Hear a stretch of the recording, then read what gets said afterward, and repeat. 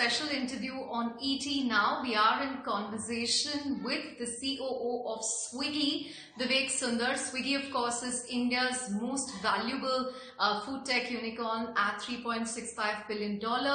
And interestingly, the food tech segment has seen a resurgence of sort in the last few months, even as the restaurant industry has taken a huge hit because of the pandemic. To understand what's really happening in this space, what are the trends ahead, and the new categories that Swiggy is expanding into, welcome Vivek on the show. Good to chat with you on ET Now. Hopefully we can meet in person soon, you know that both of us are in Bangalore. But take us through the kind of trends that you have been seeing in the last few months. Are you in a much better place? And is it even better than what you saw pre-COVID? Because there's been a rapid adoption to digital. We are seeing this trend play out in segments like e-commerce, where a lot of small towns are now coming online. People from smaller towns are coming online. What trends are you seeing in the food tech space? Cool. Hi and good evening, and thank you, Chandra, for having me on ET Now. It's a pleasure to be here. So you're actually speaking to us in arguably much better times than we were 2-3 months ago. At that point of time, most of us were looking at to see if this will even recover in 2020. And most people, I think, had written off 2020 as a sort of gone case. But I would look at it as a glass half full and say that there's a lot that we have seen since the unlock that has happened for us to be happy about, and also futuristically to be optimistic about. And I just wanted to maybe touch on that. To start with, yes, it is true that the restaurant industry has been battered because a large percentage of those who had dine-in and dine-in only or dine-in heavy obviously got affected through the lockdown, and even after unlock happened with social distancing, capacity norms, all of that, they did get affected. But happy to say that they're a resilient bunch. A lot of them who we thought are going to never recover have actually come back, and almost in a phoenix sort of like fashion, come back from the dead. Now, we played a little bit of a part in enabling that to happen through a program that we actually called Jumpstart. But over 1 lakh restaurants are back on our platform. We are in over 500 cities, which is really where we were before COVID lockdown happened. And what's amazing is that there's a lot of new restaurants that are opening up. And these are largely small and medium enterprises. These are not the big chains. Those too are coming back to normal. But we are having an inbound query of over 5,000 restaurants that are new restaurants that didn't exist prior to COVID lockdown, that are willing to be and wanting to be listed on the platform and basically serve the consumers. So I'm very happy to say that while the restaurant industry as a whole was battered and a lot of their complaints are legitimate issues, I think that there's a lot of resilience in them as a cohort, and they've come back. And on the consumer side, what is amazing is that in the beginning, of course, consumers are getting worried about, will I have COVID? And there was a lot of sort of, news and rumors and everything else that was out there. 6 months in, I think the Indian consumer has realized that, look, if I follow good social distancing norms and do contactless delivery and do cashless payments, if I order from hygienic restaurants, and there are hygiene badges that have come in a big way. I mean, before COVID, hygiene badges were a nice to have. Now they're a must have. And if I make sure that I wash my hands and throw away the primary packaging and basically reheat the food if I want to be doubly sure, this is actually a very safe way to enjoy what you used to enjoy before COVID. And so what we've seen happen is that behavior has come back. The number of consumers who left us for a 3-month holiday and have come back, and we are calling them sort of COVID dormants that have come back on the platform, is in the lakhs. And every single week we see more and more tens of thousands of consumers come back. You would have seen the campaign reflecting that in the advertising campaign that we're doing in IPL, reflecting that very trend, that, karodo consumers or karodo grahak food delivery kar rahe hain. So that it's not one of those marketing spiels. It's the truth that consumers are coming back because they've realized that this is safe. They are, of course, tied in at home, sometimes with the partner, sometimes with the roommate, sometimes with the spouse, and all of that is leading to behavior that's different from before, but actually is very sustainable as an industry in terms of the food delivery business, as well as the upstream benefits that it provides restaurants. So I'm super optimistic as I speak to you today in the middle of IPL. Right. In fact, I was just going through some of the data points from your end. It's almost the food delivery business has almost recovered to 80 to 85% pre-COVID levels. In some cities, it's even 95% and even 100%. And you're super optimistic. The data itself speaks for that. But Vivek, are affluent regions also driving this recovery in a sense because of a lot of these premium restaurants moving online? Is that a trend that you see? I'd say more than affluent, there are lots of micro trends that are there. I don't think the overwhelming answer is that affluent regions are driving the trend. I think it's amazing to see how. Remember, we are back up in 500 plus cities, and that includes the big and the small, the affluent and the not so affluent. So it's a pretty secular trend of businesses coming back. The difference is the consumers are actually looking for higher quality restaurants because of the hygiene badges that these restaurants have invested in, not necessarily because they are premium per se. That's one. And the second one is, if you're locked in at home and the instances of going out are basically dwindled down to zero, close to zero, then consumers are feeling like treating themselves and therefore ordering from higher end restaurants also. So yes, there is a trend towards more affluent restaurants, but it's driven in two parts. One, by the fact that consumers are running to restaurants that they trust more in terms of hygiene and safety. And second is that they feel like splurging because there is no other avenue. You can't go to a movie hall. Well, up until last week, you couldn't go to a movie hall and eat popcorn and enjoy yourself. So given that avenues of entertainment are lower, I think eating is such a good, comforting thing to do, especially when in presence of a loved one or a friend or a roommate. And therefore, that's something which is reflecting in higher basket sizes, which of course is good news for the restaurants and good news for us. Right. Vivek, for the longer time, whenever I would ask Swiggy what's the most ordered item, it would be biryani and choco lava cake. And this hasn't changed. But with you launching your health hub in a couple of cities, are you seeing more offtake in healthier options? I mean, are healthier options more popular now perhaps? What trends are you seeing on that front? It's true that, it's very comforting to kind of order food, sit back, relax, watch OTT or IPL, but are you seeing people navigating towards those healthy food options? Sure.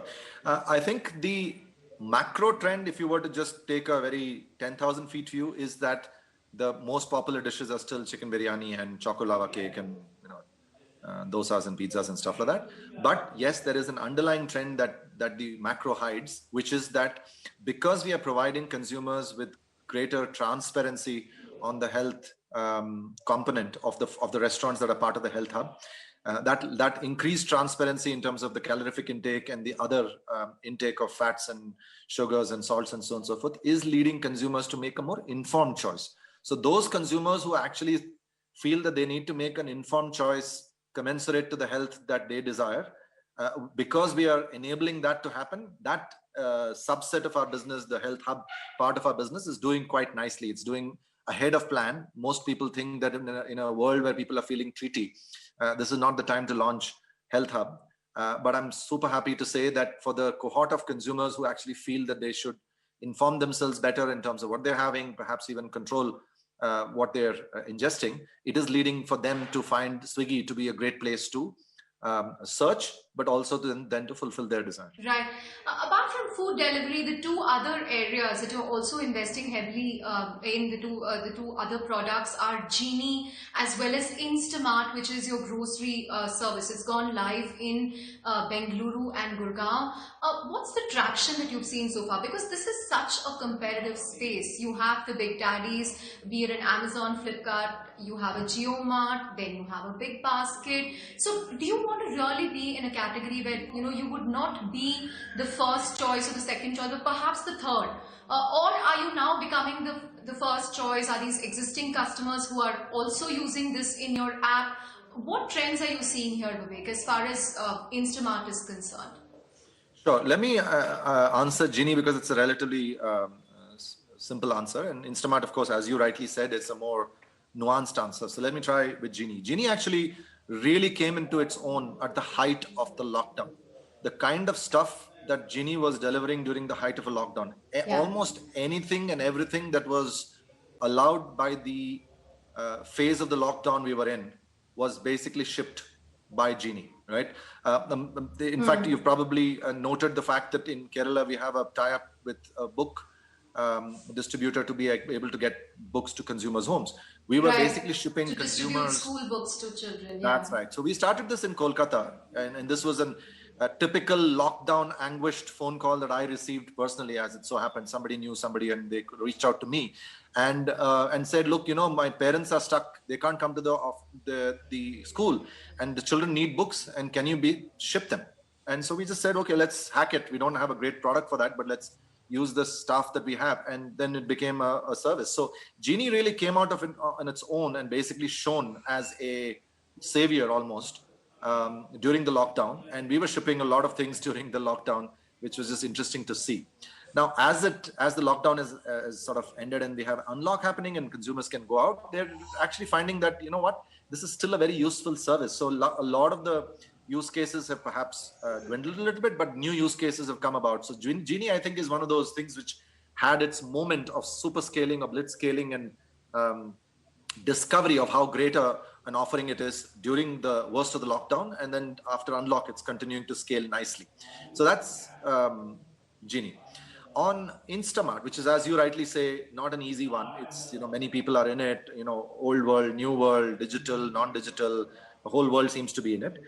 So to start with, Swiggy, as you know, I mean, you rightly so and said at the beginning of your interview that we are the biggest food delivery player in the country. We were not the first ones by a mile. We were late to the so-called late to the food delivery party by over a year, and we were perhaps number 5 or 6 in a very crowded field. So we are sort of used to the fact that we are not first amongst first pioneers. We don't have first mover advantage anywhere. But one of the things which we pride ourselves on is that the men and women that work in Swiggy is that they understand the consumer and the nuance and the need that we are trying to fulfill a little bit better than perhaps somebody else. And that's why the consumer basically loves us. And then, of course, the flywheel turns and it gets sticky. In the case of Instamart, there are things that Instamart is doing that, frankly, nobody else is doing precisely that. Now, it doesn't mean other people can't get in. It's a free market. But we believe that we are the absolute masters through the 5 years of learning and mistakes made of hyper local, hyper real time. What it means is, if you run out of something that you need in your home, and that run out of something is either an emergency, and it could be a food item or a non-food item, or you have a craving, you haven't run out of it, but you have a craving, and it could be a late night craving or a daytime craving for something that you desire. And that craving could be a packet of chips, or it could be an extra Coca-Cola, or whatever it is. The best service to try is ours. There is nobody who combines the hyper local nature of our shipment and delivery and reliability and everything else, and the hyper time sensitive 40 minutes 45-minute delivery that we promise. Now, obviously, that's something which is not promised by the other amazing players who are in this market. You don't wish to, if you're craving like an ice cream, you don't wish to wait for a day for an ice cream. And if you're craving for an ice cream at the middle of the night, there aren't too many people who are delivering at that point of time, right? So the fact that we are actually open 24/7 or nearly 24/7, and the fact that we are hyper time sensitive, and the fact that we are very quick because we are hyper local, are the three things that I think gives us that little bit of a difference that Instamart is actually fulfilling. So it's doing really well so far. It's early days, but so far consumers have rewarded us with a lot of love. They've given us a lot of feedback as well, as it's obvious. And we're how many more cities are you planning to expand this into, Vivek? So we actually originally had made a plan that was a bit open-ended. We said, look, we don't know how this COVID lockdown, unlock, etc. is going to go. We also don't know how, as you said, it's a crowded field, lots of people in there. We don't know how the consumer is going to look at it. So we actually had very modest plans, a few months ago on how fast we want to expand Instamart. We are still reading it. We are probably going to take a decision sometime in November, December. And if we find that the stickiness and the love that consumers are providing is indeed sticking for the 2 months, 3 months that we've been in these two cities, then we might actually expand faster than planned. At this point of time, it's still a bit in the air in terms of which city, which month. So I wouldn't want to sort of prematurely mislead the consumers or the viewers. But I would say that it will be faster and more cities than had originally been planned, just because it's doing so well and consumers love us so much. Right. I know you have a hard stop, so I'm just going to take a few more minutes to wrap up the final part of this interview. Vivek, what kind of funding plans do you have to fund all these bets? Your closest rival is raising over $600 million. They have plans for an IPO in the first half of next year. What plans do you have to fund all these investments? Because you're not just in food delivery, you're also in the hyperlocal space with Genie, you're also in the grocery space with Instamart. So what funding plans you have there? And has this also needed you to perhaps ramp up the number of delivery partners that you have on the platform? So, will you also be hiring aggressively to fulfill the demand that you see? So on the second question first, we are absolutely hiring more delivery partners every single day. IPL is doing well. Consumers are loving it. With all the funniness of empty stadiums and stuff like that, consumers are loving IPL. I'm sure you've seen the viewership figures. Orders are up. And as a consequence, we find that we have to hire more delivery partners, which is great because there is obviously a tough situation out there in terms of jobs. And many people are finding this to be a viable alternative. And therefore we are hiring and we are getting in. So that's already on as we speak. We're not even waiting for some date. There are other hiring plans also that are there commensurate to our ambitions on the new businesses. Could be in technology, could be in product, could be in specialized needs that we have. So I think we are bullish about hiring in the future. It may not be as crazy a hiring that we perhaps did in the blitz scaling phase of our growth back in 2017-18, but it'll still be healthy hiring is what I would say. On the funding piece, which you said, I think the one thing we've realized is that if we keep our core business, which is food delivery, in a very strong trajectory towards giving us economic returns, then that can actually help us get into some of these new areas without the need to dip into the money that's sitting in the bank. We were well capitalized even before COVID, thankfully. Credit to our investors and everybody that stayed with us through the various funding rounds. So we were reasonably well capitalized and we also had a fair amount of cushion. But what's happened is that we've actually taken the crisis, and I'm sure you're familiar with the don't waste a crisis motto. So we've actually taken the crisis and become leaner, meaner, more profitable, more efficient in many cities on the core business. And that means that we can actually now deploy our capital into some of these new areas without having to worry about, massive fundraisers and all the other stuff that, we would have otherwise had to. So I'd say we are in a happy enough position from a funding point of view to not worry too much about it. Are we in the lookout? If people are interested, this is an attractive company. There's always inbound requests that are happening. I wouldn't say we won't be talking to people. We are, but it's not one of those where we are talking to people because we absolutely need to. It's because there is mutual interest in there to share in the economic gains of investing in the company. And that's where I would like to sort of point you to as to what our current status is. So you're talking to people, but it's not like you need funding or you have enough runway to actually run the business. That's right. Okay. And Vivek, if I open up the Swiggy app today, I see food delivery, I see Genie, I see Instamart, I see Health Hub. So what other use cases do you see to leverage on the network you have, the kind of, the technology interface that you have, the delivery network that you have? Do you see other use cases emerging in the next year or so, or are you going to sort of double down on these existing bets? So the answer is yes. And I think the right way to answer what spaces we'll enter into is to understand it at a concept level, because then a million things will fit into that triangle that I'll describe, but equally a million things will sit outside that triangle. So you can almost divide it and say the strategic plan is actually depending on who's inside that Venn diagram or the triangle and who's outside.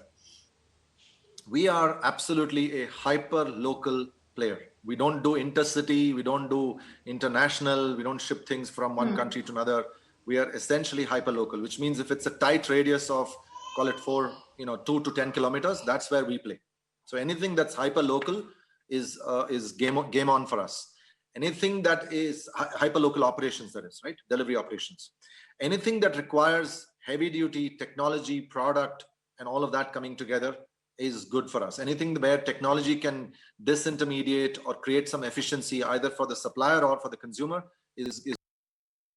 Third thing is the urban consumers' friction points are the other source of inspiration for us. Now, if you take these three sources of information or filtration, whichever way you want to look at it, and say, what is the subset of things that are frustrations for a consumer like you or me living in a large city? There'll be a long list. What parts of it need or can be disrupted by technology and product? Maybe you'll have a shorter list. What part of it is intensely real-time and hyper-local in nature? Maybe you'll have a shorter list. It'll still be a very, very long list, and lots of things can still fit into that.